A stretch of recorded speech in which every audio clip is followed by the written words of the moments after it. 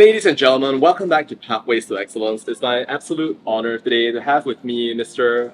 Azran Osman-Rani, the founder of Naluri Technologies and alumnus of Stanford University. It's an absolute honor to have you here with me today. Pathways is a podcast that focuses upon educational outcomes and really like the decision really for people to pursue higher education at an incredible level. And well, sir, your educational background is insane. Like, what motivated you to eventually go on to Stanford and to do, well, the whole bunch of different things that you're doing today? Like, I believe that you train for Ironman events, you're a corporate leader, and you do a range of different things. So, what is it that motivates you? uh, Stanford, I think number one, the world was a very different place in the 1980s. Mm. The main goal was just to get out of Malaysia and see and experience the world. And at that time, a lot of Malaysians would go to the UK, Australia. So I wanted to go find a place that's as few Malaysians as possible. And even in the US, they would probably be more on the East Coast. So I figured West Coast would be good. Stanford's a place with very few Malaysians, and plus really good weather. Things are not big on cold, freezing temperature. So yeah, that was just my ticket to get out of Malaysia and explore. Ah, okay. Yet somehow or another, after having escaped, here you are. You are not one of those people who was drained away. Like we somehow got you back. Like how did that happen? Well, I mean, number one, when I graduated, I think the US in the first half of the early 1990s was still trying to get out of recession.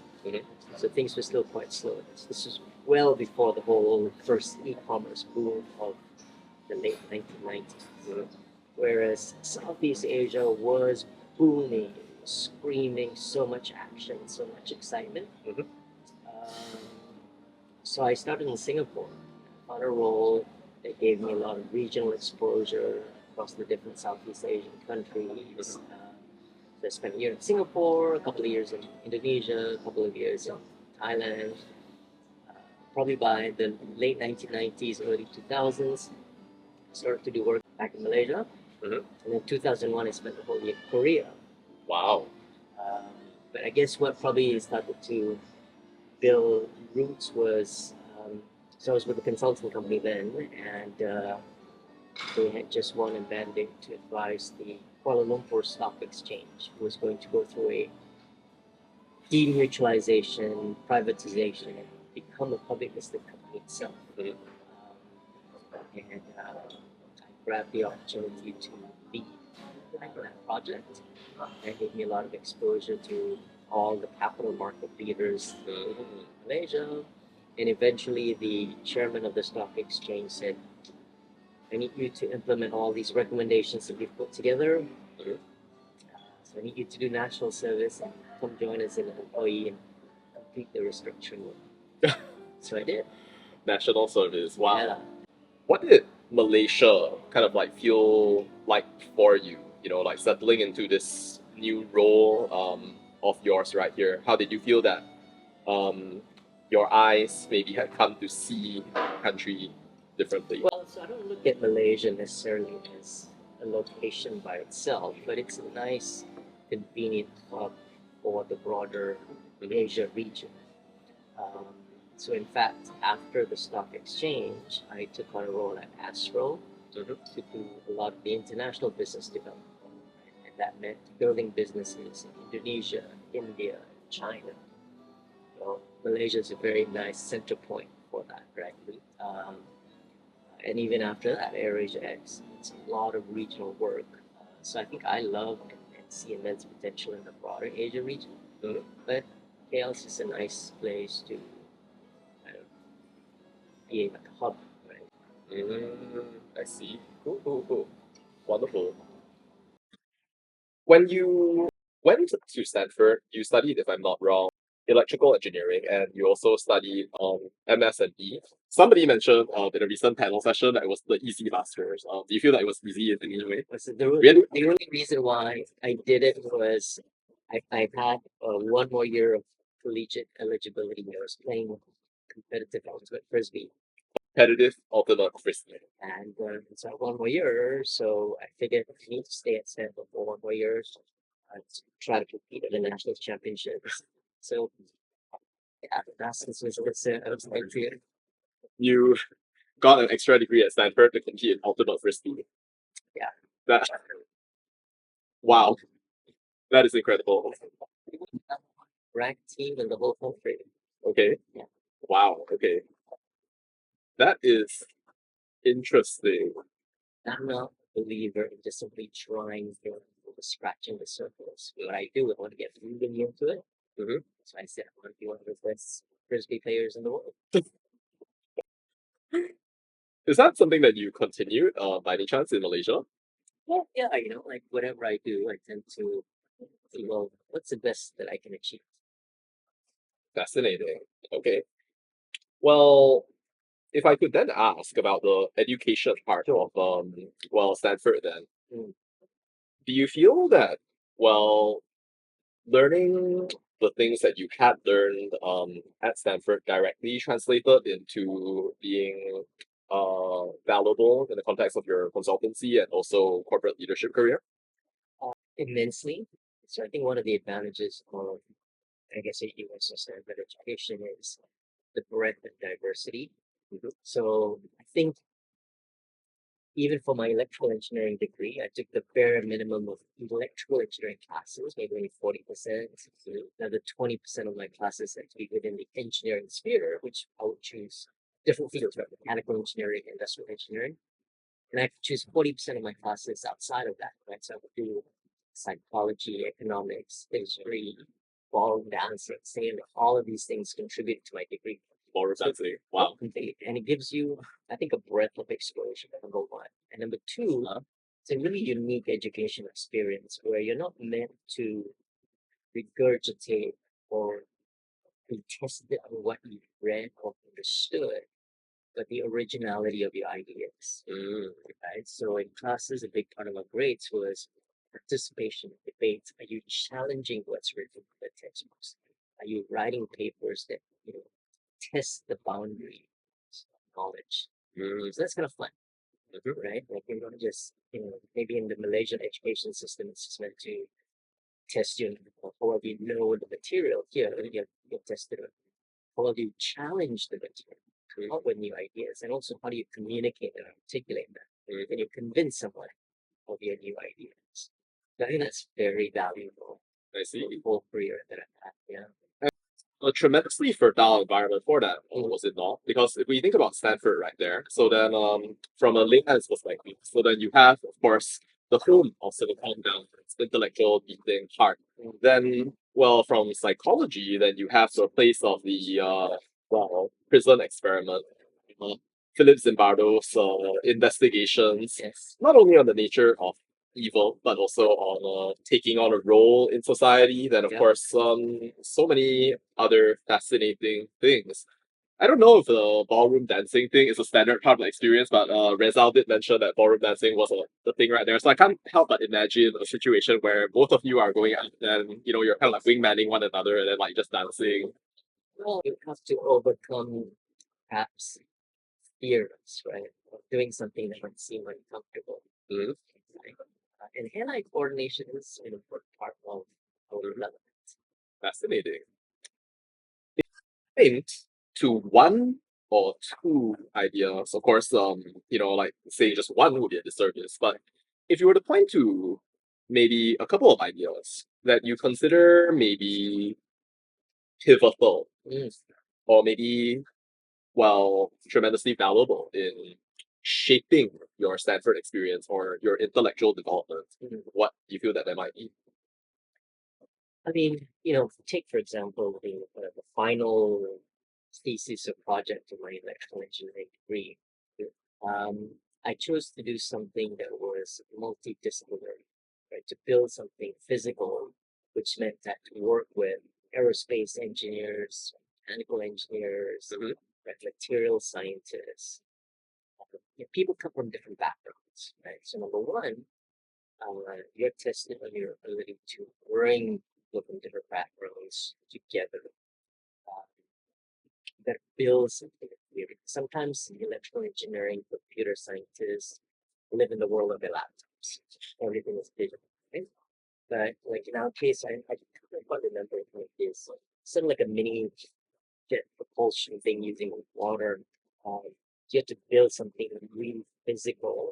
The materials have to meet specification. I was interested, or I was in charge of kind of identifying what are the sensors. How do you measure pressure, temperature, speed, and kind of design the chips to kind of calculate things real time so that we can dynamically adjust whether nozzle something in position, etc. Um, so I think that the multidisciplinary approach, be able to create something physical, and you're judged on what went wrong, did it work, and creating sort of breakthrough in engineering problems. So that was a lot. Mm. And that is definitely something that is tremendously important. Like in the world, even now, you have, well, so many different things that require this sort of interdisciplinary knowledge right there. I mean, like, if we were to take, for example, the idea of generative AI, for example, I mean, like, you can see that it's not just computation, it's become something that's societally transformative. The cornerstone to that, I mean, what we learned back then, right? So this was in the 1990s. It was dynamic control systems, feedback control systems, which means you can design something, but it may not necessarily uh, behave in the way that you predict it to be. So how can you then test or keep monitoring and sensing it so that deviations, you can learn from it, you autocorrect and adjust. So that's also the principle of generative AI. Our generative AI is so much on here's the learning data set, come up with an insight, but it's the feedback loop that allows it to keep learning what were the mistakes, what worked, what doesn't work, and um, you know, and that feedback mechanism is what I think will differentiate good large language models from the average quality. So I'll give you one example with the work that I'm doing with Naluri right now.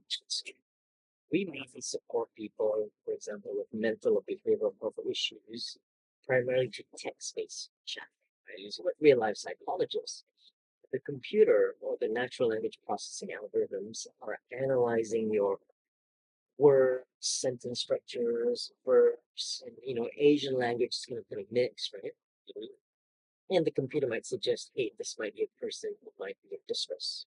But there's a that looks at this and says, no, that was sarcasm, right? So I can re-tag that classification so the computer can learn. So there's a dynamic involved because there's a human professional that is that's assessing what the computer's putting out.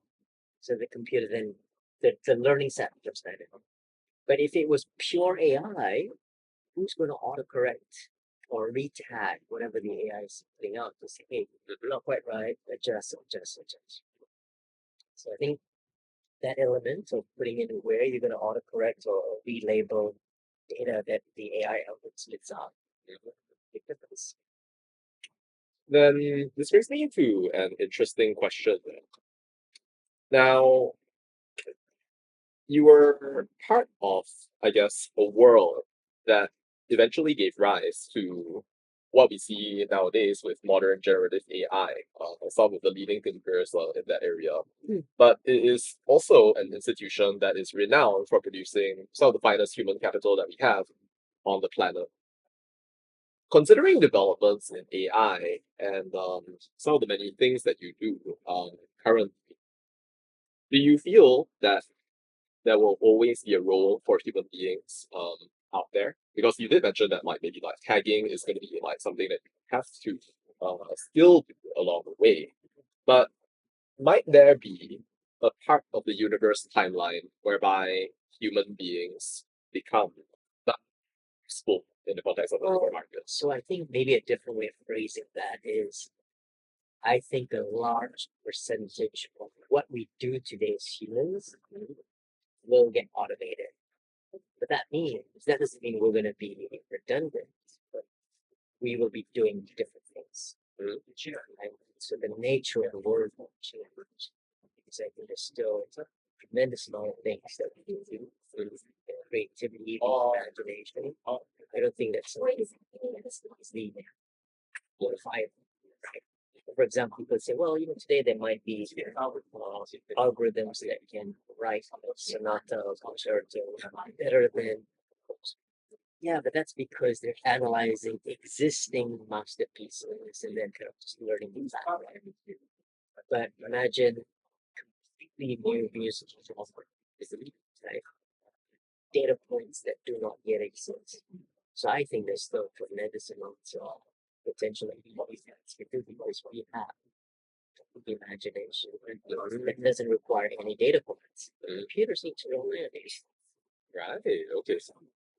Because it's not sentient, right? So it's just relying on pattern recognition. Are humans sentient?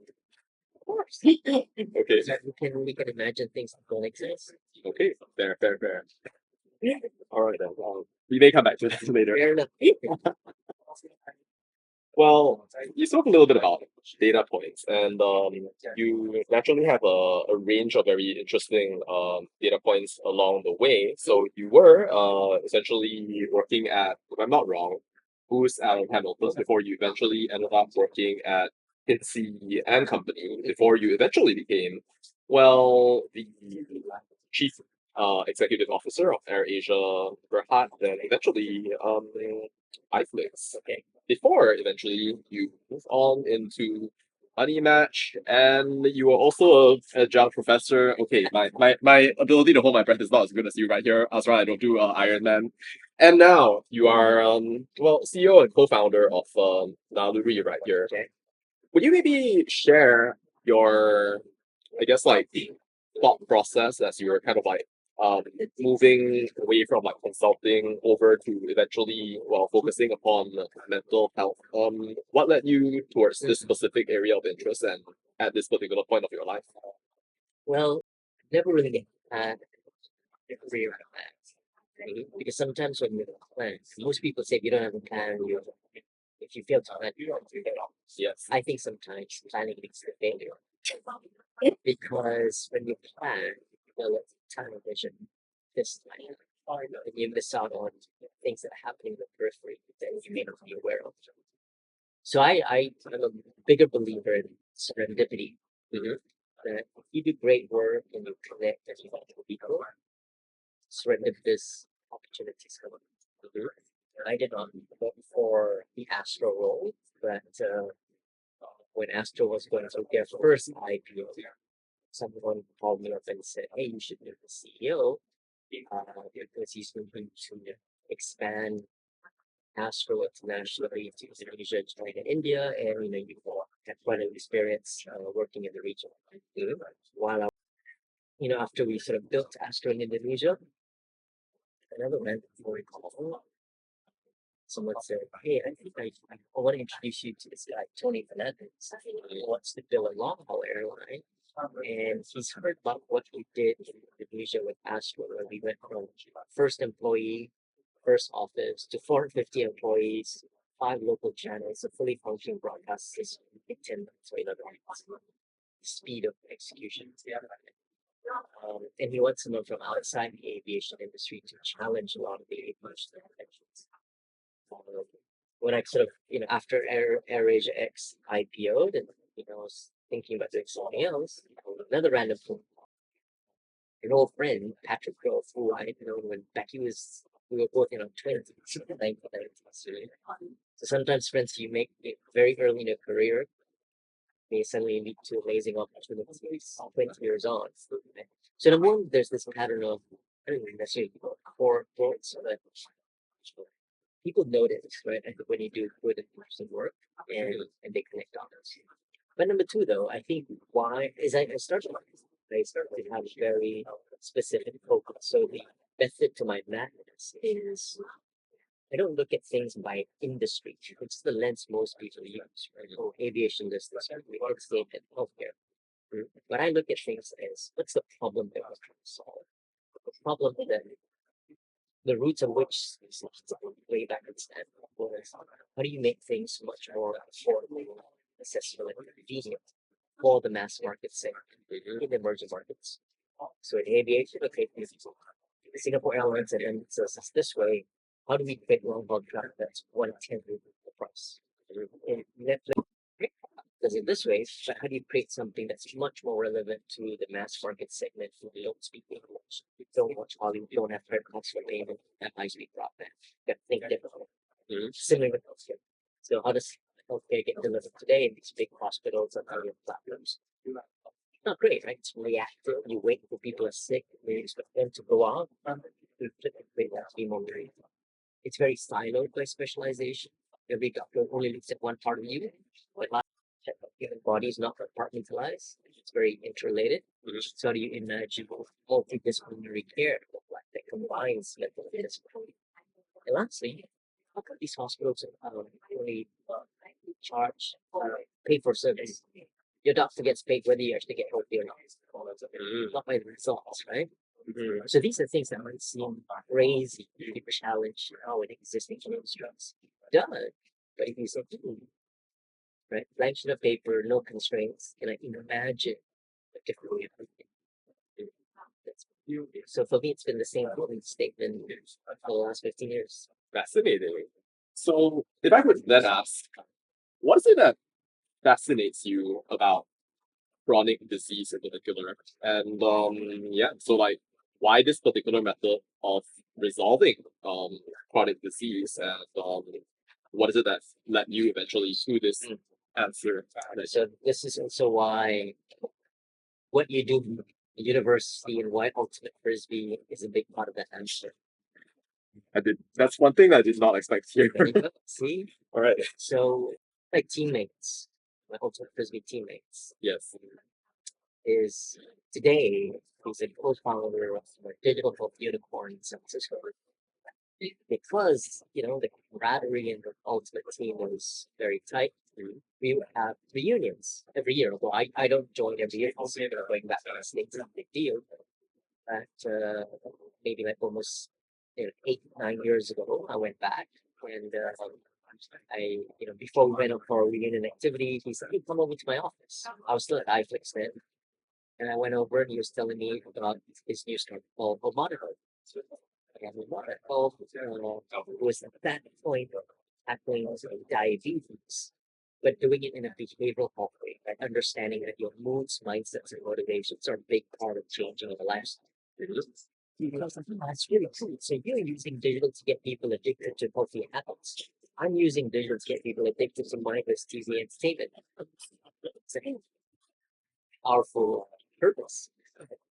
Now, it took me 2 years from the first visit for the idea to percolate. Because I was thinking about this and said, it's not a part of the diabetes and cancer. And I realized, that's right, right? The hospital system today, they wait until someone's really sick, really distressed, and then you have to go to the hospital. But what all this shows is that it's better to find people with early risk factors, even though they're still working, they're still seemingly healthy, but they've got early risks. Help them then. It's much cheaper and less complex than waiting until they're more expensive. And number two, the healthcare system is just focused on its physical things, right? Chemo, surgery, insulin, medication. No one thought about the depression and anxiety that a chronic disease patient has. And when you don't provide support, that led to missed medications, skip chemo sessions, things just got worse. So this siloed approach to healthcare, I felt it was a big problem statement. And third, what my iFlix experience showed is that, when we first started iFlix, over 100 investors reached out to us because they said, 5 guys in Mid Valley, Kuala Lumpur, you want to take on a global giant called Netflix and Silicon Valley? You don't stand a chance. We eventually found investors from 1.6 from the Philippines. Thought we were crazy enough to pull this off and gave us that first funding to start. And iFlix includes 20 million users here, 20, 30 countries in just 3 years. So it shows that as great a product as Netflix is, you need a much more localized solution for the mass market segment here. So I think it's cool.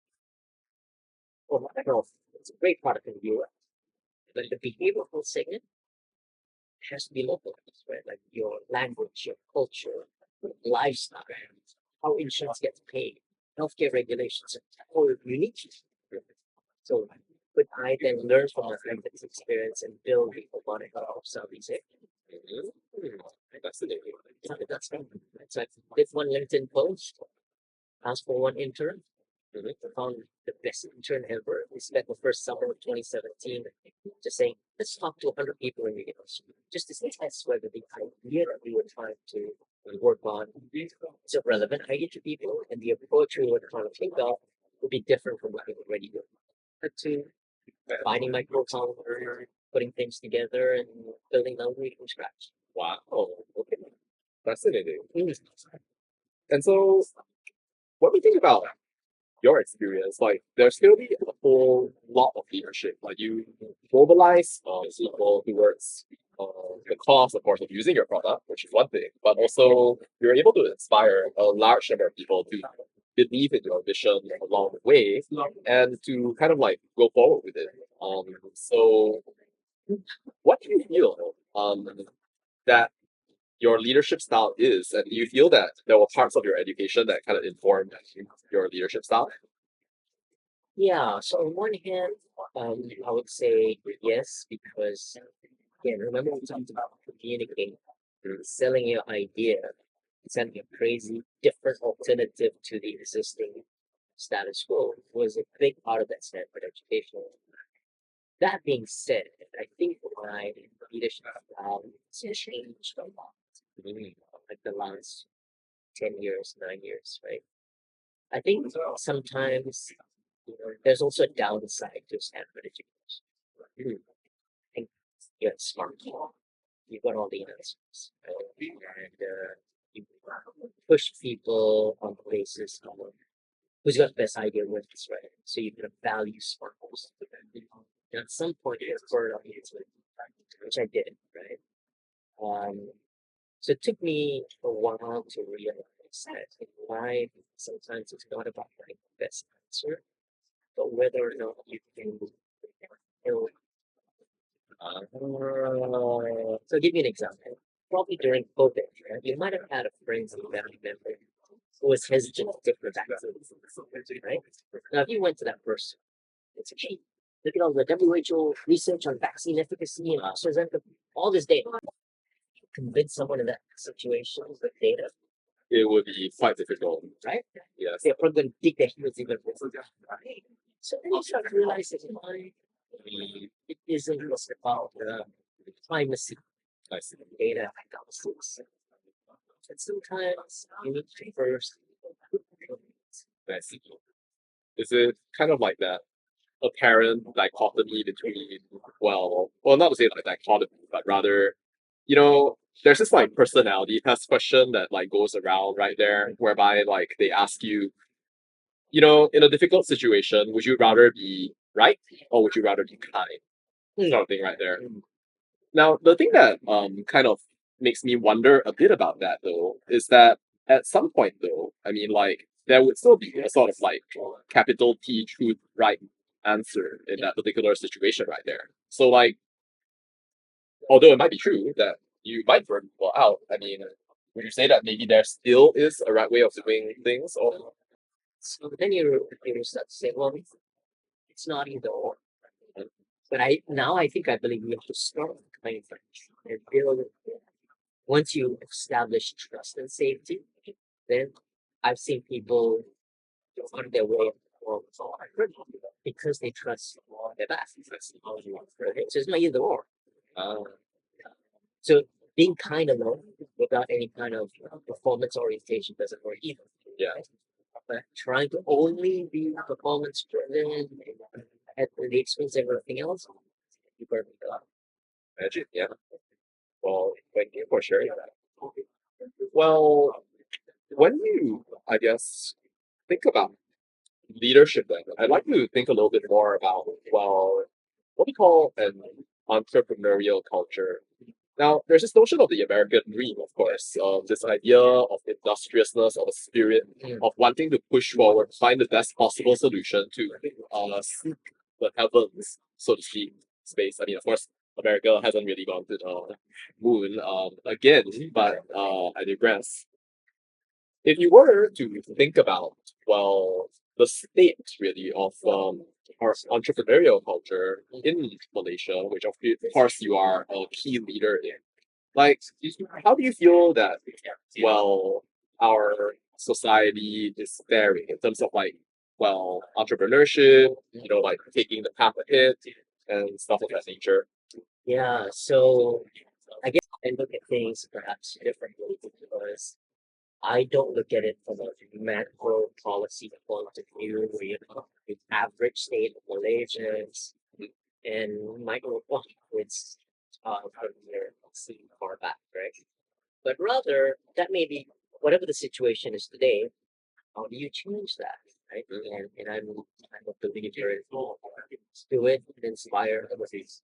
I think one of the unique things that you see about many Malaysian entrepreneurs is the ones who will venture outside of our home market earlier than founders in other countries in the region, perhaps with the exception of Singapore, since it's got a very small market, right? But entrepreneurs from Thailand, Indonesia, Philippines, they just tend to stay in their home market, right?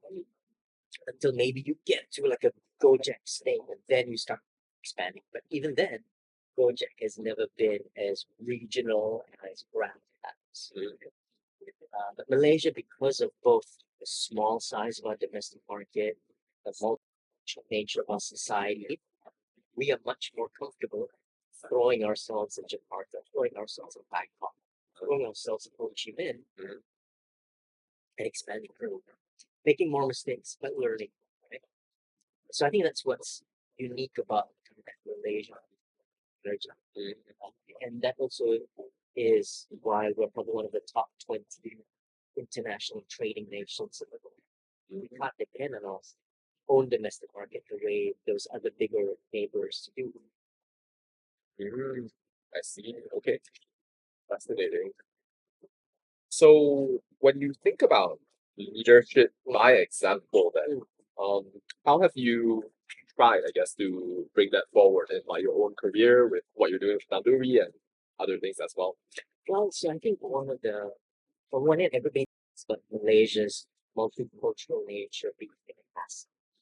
But unfortunately, a lot of organizations don't capitalize on it because they build organizations that are very homogenous. And so first you start by saying, okay, well, let's build an organization that truly has the mold of the diversity mold and even a regional mold, right? So your leadership team, right? Or sometimes even functions, because for example, in the airline business, right?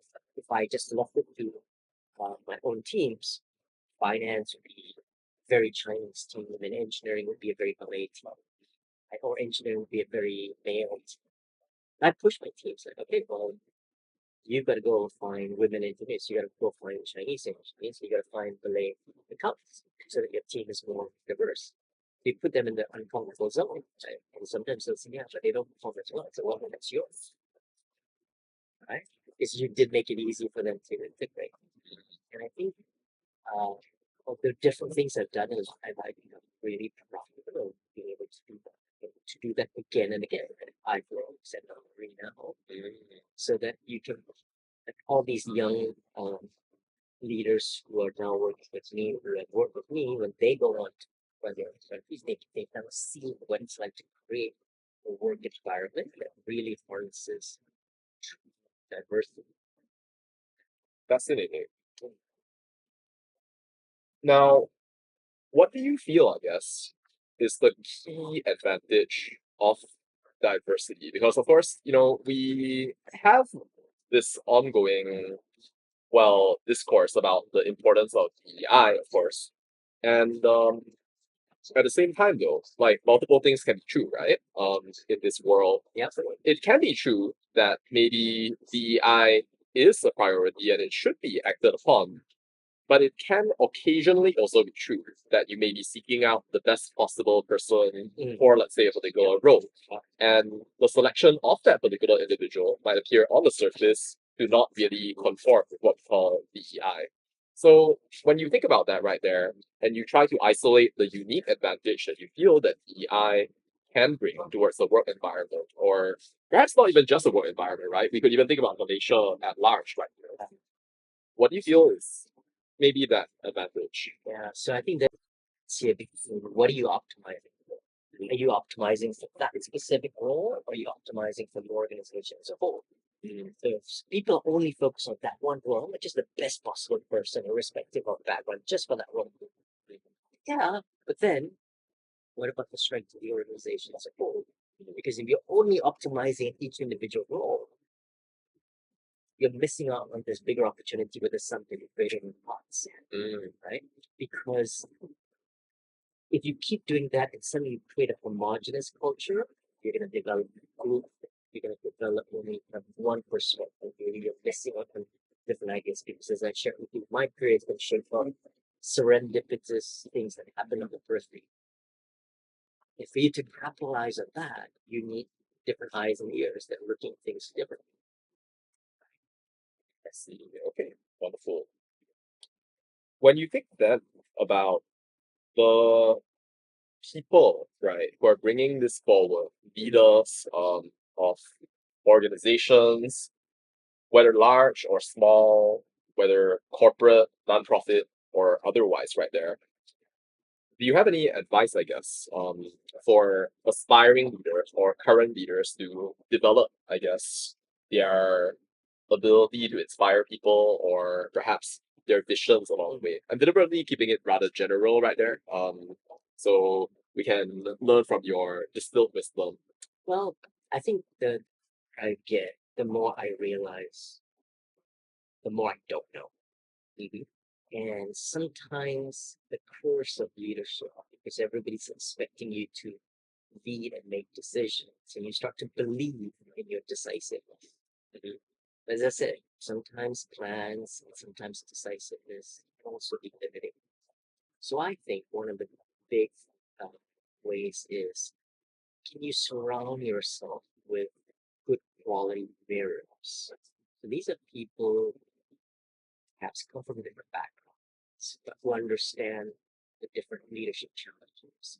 It will tell you things as it is, without the filter of bias or without the filter of, like employees may not tell the boss exactly 100% because they're like, what's in my interest? Same thing with boards or investors or business partners. And so what if someone said, I have no interest in your business, but here's my reaction to your situation. Hearing from that, learning from this is important. So for me, over the last 12 years, I've been part of what I call my personal board of directors.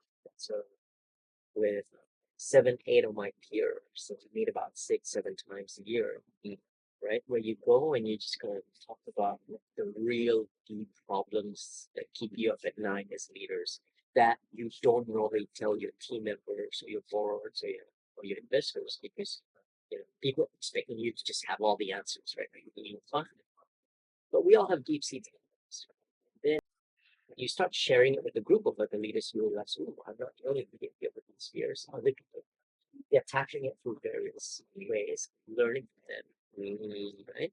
Having that safe space, I think, is very important because it allows you to process your doubts and your concerns in a safe space. Oh, yeah. And if I extend that idea to even the administration of like a country, for example, I mean, there's that example of Nicolae Ceausescu back in Romania, and how people were silent for the longest time accepting communist rule until one fine day, then in the middle of the revolution, a single person raised their voice, and it turned out that everybody shared those thoughts. Thank you for that thoughtful perspective. When you think really about the range of different things that you do, though, Azran, I would ask, what have you found to be the most significant challenge? Because like it seems like you're like super bad. Like you do multiple different sports. You have studied to the level that you have right there, and you've gone through many different experiences. So, but yeah, like I guess what do you find most challenging of the range of different things that you've done so far? Wow. Um, again, there's a lot of challenges. Not easy to just pick one. But I think I'm first and foremost still fascinated by the challenge of hiring, developing, growing, supporting leaders. Right? How do you take someone through this journey where you know you can hire a lot of smart people. Then suddenly, when you expect them to become a team leader because they're really good at what they do, they're gonna start falling because they get upset when their team members are not performing as well as they are. Right? Step one. Then eventually, when they start to learn how to manage their teams, they start to develop. Okay, this is how we do things. And then it becomes very hard for them to challenge what they do. How do I keep doing things different? Because otherwise, you're only doing things one way. Right? So it's a very an interesting journey of someone going from being an excellent single contributor all the way to being a manager, then changing from being a manager to being a true leader that is willing to blaze new trails. Um, and I've had, I think, successes in finding people and seeing how, where they got so inspired where they are today. And I've had spectacular failures in hiring people and just realizing, wow, that was a big failure on my part. So there isn't a formula that you can apply, but I still feel like that's the best thing we can do is do our part to create the next generation of leaders. Wonderful. Cool. Now, there's a question I'd like you to answer with a 5-second thinking time. Okay. Okay. So then,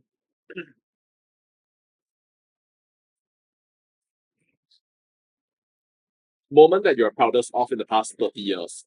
5, 4. Being a dad. Yeah. 3 boys. 3 boys. How they've grown. Amazing. Congratulations. Thank you. Are they all going to Stanford as well? No, not at all. I still don't want them to do what I do. You don't? Want them to blaze their own trails. Okay. Might some of those trails eventually lead to Stanford? So both the 25-year-old and 20-year-old went and are going to universities in Melbourne, Australia, so not the US. They're 16 years old. I see. Cool. Wonderful. What is it that has made you most proud of this as opposed to like any other thing that you could possibly think of? Well, I think fatherhood is an incredibly like the weight, children, that responsibility. You're really shaping human lives. And maybe especially for boys, right? To be a good father figure, to help them in those formative years, to give them both the courage to take on big challenges, the curiosity to look at things differently, learning how to connect with others. These are life skills, right? That will set them up for the rest of their lives. Simply cool. Wonderful. Thank you for sharing that. Well, if you were to, I guess, moving towards the end of this conversation, if you were to summarize some takeaways from, I guess, like the entire journey that you've had so far and the things that you like to do, I guess, in the future going forward, then what might some of those things be? Well, as we talked about this, number one, I think you have to be careful about planning. There might be some users of plans, but don't fall in love with your plans because they just start to miss out on things that are happening in the periphery. And two, yes, numbers and analysis is good and necessary, but can you connect and build trust with people? And number three, life and all the changes that's ahead of us will probably be very scary and daunting, but have the courage to take the first step into the unknown. It is to try a completely new sport like ultimate frisbee or Ironman or completely new industries, right? Because sometimes people think about it, but they never are willing to make that first step. Wow. Sure. any like immediate plans that you have like for the future, or both short term and long term goals that you hope will come to pass like within the next, I don't know. Well, sort of, right now my big mission is figuring out how can we make mental health coverage a standard reimbursable for insurance. Right? Today, mental health is largely an out-of-pocket, either by the individual or the companies to pay it for. It's not covered by health insurance because it's not enough data, right? So if I can do my part to shift move the needle to one where, at least to start with, corporate health insurance would include mental health coverage, that would be a big deal for me. Number one. Number two, how can I help grow a cadre of leaders who feel very comfortable leading, building teams across multiple countries, who know how to take advantage of the immense diversity of the different Asian countries that we have and different societies, instead of just being comfortable with one global. Wonderful. Cool, cool, cool. I guess like, are there any specific things that you like to share with the audience about like future plans, projects, or ideas that you have for the next generation and all the generations to come? Look, I mean, as I said, right, I've shared a couple of things that are important to me. We can have long discussions about all the cool things I'm personally interested with technology. For example, right, to me, I'm fascinated today with how do you bring different technologies together. So, for example, assessing mental health or mental distress. Some people are trying to detect microfacial expressions as a way to detect. Someone might be not smiling. Are they angry, sad, happy? You can't tell. But actually, there are microfacial signals that may have some predictive value. And when they speak, yes, it's the words that they use, but also the tone, temper, valence of the audio signal. Can that have predictive power? And third, when you look at the words that they use, analyzing using natural language processing to detect distress, each one by itself, not super powerful predictive power, but to become right, and be even more accurate. So that the idea being, when I detect real distress, I start to help you then instead of waiting until things are really bad. A lot of people, it's a tough situation, but it gets very serious. So how can you detect it early on? So I know that was something I said was the last question. Like, and I ask you a follow up on this. Okay.